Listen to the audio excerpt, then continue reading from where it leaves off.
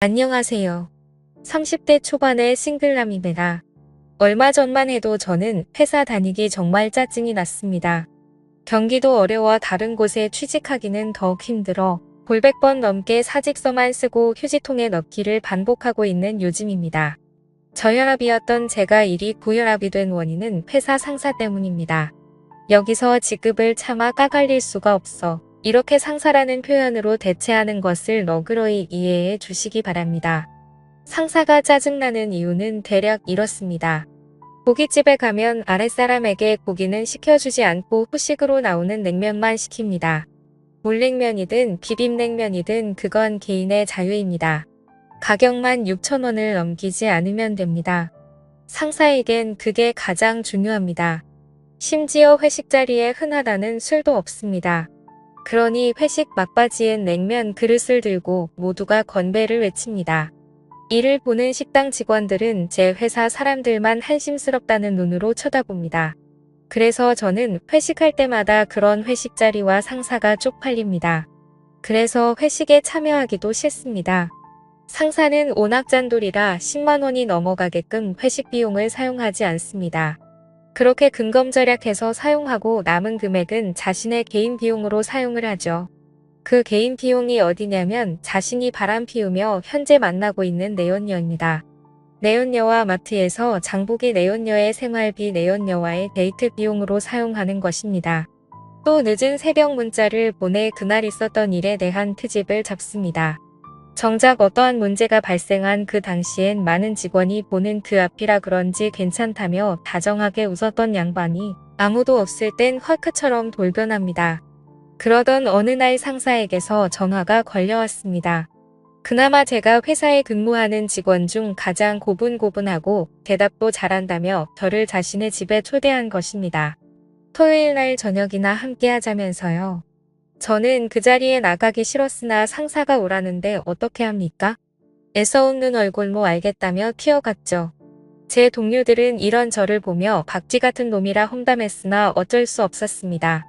식구들은 저만 바라보고 있고 경기는 어려워 다른 곳에 취직할 수가 없으니 더러워도 참고 견뎌야죠. 저도 다른 곳에 취직했다면 상사 얼굴에 물을 끼얹으며 야 그렇게 살지 마라 라고 욕을 바가지로 퍼부었을 겁니다.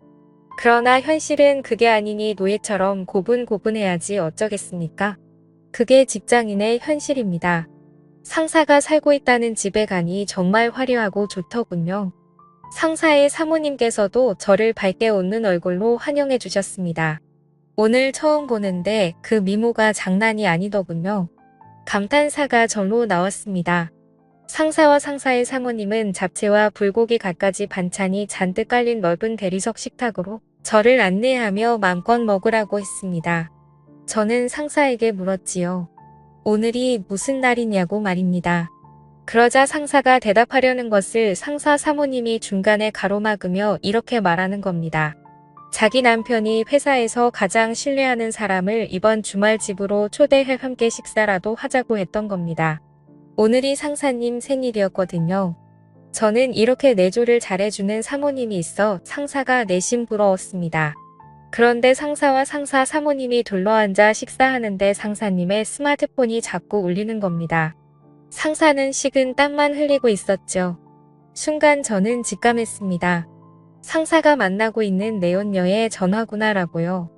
상사는 한두 번 울리고 말 것이라던 자신의 스마트폰이 계속 울리자 연락을 받지 않았습니다. 받기가 난처했겠지요.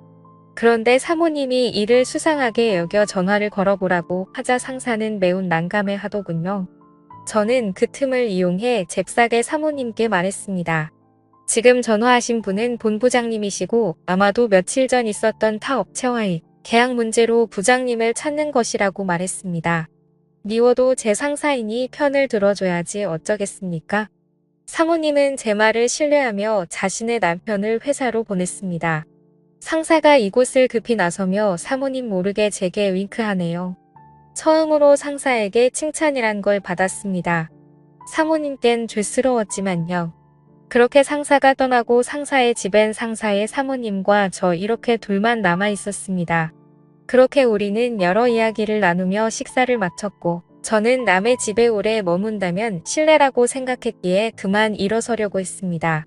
그러자 사모님이 제게 할 말이 있다면서 저를 다짜고짜 거실 소파에 앉히는 겁니다. 잠시 후 사모님이 다과상을 차려왔고 저는 사모님과 진지한 이야기를 나누었습니다.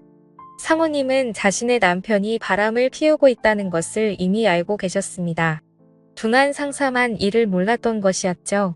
사모님께서는 남편이 가장 신뢰가 많은 회사 아랫사람 중 한 명을 이곳으로 부른 이유는 남편의 바람 유무를 직접 물어보고 남편의 내연녀에게 전화가 오는 것을 알면서도 간을 본 이유도 이 때문이고요.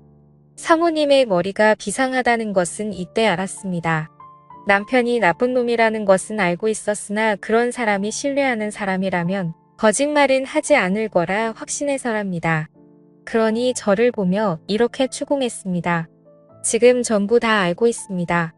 남편이 내연녀에게 전화가 오는 것을 지금 제 남편이 만나러 가는 사람은 회사 본부장이 아니고 그의 내연녀 맞죠? 라고 말입니다.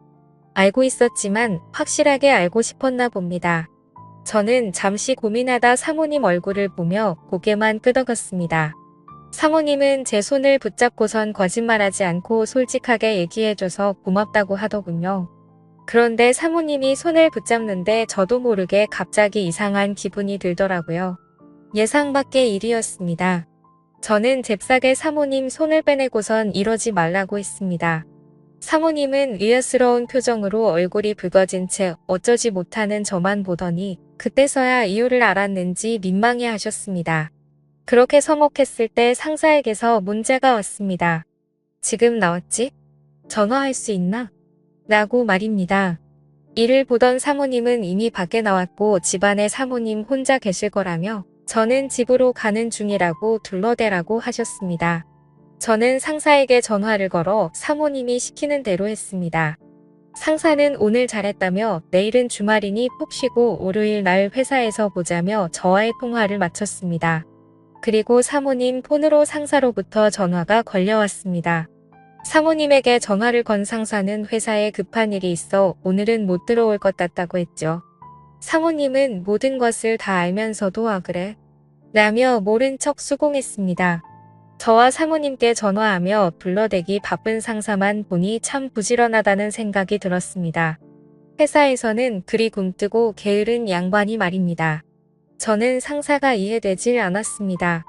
어떻게 이런 미모의 조강지처를 버리고 그저 그렇게 생긴 어린 여자랑 놀아날 수 있는지 말입니다. 저는 그래서 사모님만 빤히 쳐다봤습니다. 나이에 맞지 않게 어려 보이는 얼굴과 젊은 사람도 울고 갈 몸매는 어떻고 전체적으로 느껴지는 원숭미가 예술이었습니다. 상사와의 전화를 끝마친 사모님은 결국 제 앞에서 눈물만 터뜨리셨고 사모님은 제 앞에서 이런 추태를 보여 미안하다며 그만 가보라고 하셨습니다. 저는 차마 이곳에서 갈 길이 떨어지지 않았습니다. 남편이 어린 여자와 바람이 나서 혼자 이 넓은 집안에 있어야 하는데 어떻게 매정하게 나갈 수가 있었겠습니까? 저는 그런 사모님의 처지가 딱하게 여겨졌습니다. 게다가 사모님에겐 자식도 없었습니다. 상사와 사모님은 아이를 가질 수 없는 몸이었지요. 두 분 다 불임이었나 봅니다. 자세한 건 모르겠지만요. 사모님은 괜찮다며 어서 가보라는 말만 했습니다. 저는 그렇게 무거운 발걸음을 일으켜 현관으로 이동했습니다. 사모님이 뒤에서 저를 따라오며 훌쩍거리네요. 마음 같아서는 그 눈물을 닦아주고 싶지만 사모님이 제 안 사람은 아니잖아요. 남의 여자에게 그러면 오해받을 수 있겠죠. 저는 현관문을 열고선 잠시 뒤돌아 사모님께 오늘 저녁 잘 먹었습니다. 라고 정중하게 고개 숙인 뒤 그 집에서 나왔습니다. 그러자 현관문 너머에서 점점 커지는 사모님의 울음소리가 제 귀에 선명하게 들려왔습니다. 차마 발길이 떨어지지 않았습니다. 저는 한참을 머뭇거리며 서 있다가 현관문을 급히 두드렸습니다. 사모님, 잠시 문 좀 열어주시겠어요? 제가 가방을 두고 나온 것 같습니다. 주저앉아 오셨던 사모님은 힘겹게 일어서 현관문을 열었고 저는 그런 사모님을 한참 동안 쳐다보았습니다. 아주 한참 동안이요. 사모님이 손등으로 눈물만 훔치며 의아스러운 얼굴로 왜 그러냐? 묻는데 저는 그런 사모님에게 제 마음 가는 대로 행동하고야 말았죠. 제가 왜 그랬는지 저도 잘 모르겠습니다. 사모님은 황당해하더니 제 뺨을 때렸죠. 그런데 뺨을 때리는 강도가 세질 않아서 그때 알았습니다. 아, 이 여자도 나를 원하고 있구나. 또 뭔가를 갈망하는 사모님의 눈빛도 저에게 확실하게 느꼈습니다. 그렇게 그날 저는 사모님과 누가 먼저라고 할 것도 없이 실수를 저지르고 말았던 거죠. 저도 그날은 상사와 마찬가지로 제 집에 들어가지 않았습니다. 다음 날 상사가 자신의 사무실로 저를 불렀습니다. 그리고서 저를 칭찬해 주었지요. 그 후로 저는 회사에서 상사에게 칭찬받으며 아주 편하게 일하고 있습니다. 그리고 상사가 집을 비울 때마다 사모님과 연인이 된 것처럼 즐거운 시간을 함께 보내며 사랑을 키워나가고 있네요. 알고 있습니다. 이러면 안 된다는 사실을 말입니다. 그래서 친구들에게 이를 하소연했습니다. 그런데 친구들 반응이 이외입니다. 남자라서 그런가 적잖게 공감하더군요. 걸리면 불륜이고 잘 넘어가면 사랑이라면서요. 저는 친구들 앞에서 마구 화를 쏟아내며 이런 나를 뜯어말려야 하는 거 아니냐고 따졌습니다. 친구들은 저를 이상하게 쳐다보며 그게 뭐가 나쁘냐고 말하네요. 저는 어처구니 없는 얼굴로 친구들과 함께했던 그 술집에서 나오는데 때마침 사모님께서 급히 할 말이 있다며 전화를 하셨습니다. 저는 상사가 집에 있기에 사모님과 따로 밖에서 잠시 만났습니다. 사모님이 제게 이렇게 말하네요. 저희 아이를 가졌다고요. 저는 이 일로 고민하며 요즘 회사 일이 손에 잡히지 않았으나 상사는 자신의 아내가 늦은 나이에 임신해 너무나 기쁘다고 자랑했습니다. 그래서인지 몰라도 상사가 요즘 저를 비롯해서 회사 사람들에게 잘 대해줍니다. 회식할 때는 금액 상관 말고 고기든 술이든 얼마든지 시키라고 합니다. 아주 놀라운 발전이죠. 요즘 회사 내에서는 상사에 대한 평이 엄청납니다. 사람이 하루아침에 달라져도 엄청나게 좋은 쪽으로 달라졌다면서요. 그런데 저는 고민입니다. 이를 어떻게 할지요? 사모님은 이런 저를 보며 이 아이는 평생 자신과 자신 남편의 아이로 키울 생각이랍니다. 바람 피운 남편에게 아내였던 자신이 처음이자 마지막으로 주는 천벌이라고 생각합니다. 그러니 저와는 위험한 사랑을 여기서 끝내고 저보고 이제 그만 만나자고 하네요. 제가 주었던 것은 사랑이 아니라 동정이었다면서요. 그런데 저는 자꾸만 그런 사모님이 눈에 밟힙니다. 애초에 시작하지를 말 걸 왜 제가 사모님께 마음을 주었을까요? 그리고 그 아이는 왜 이런 불길한 마음을 주었을까요? 그리고 그 아이는 왜 이런 불행에 휩싸여야만 하는지 이 모든 게 제 탓인 것만 같아서 마음이 안 좋네요. 제가 어떻게 하는 게 좋을지 현명한 조언 댓글로 부탁드립니다. 지금까지 제 사연을 들어주셔서 감사드립니다. 구독과 좋아요 부탁드려요. 감사합니다.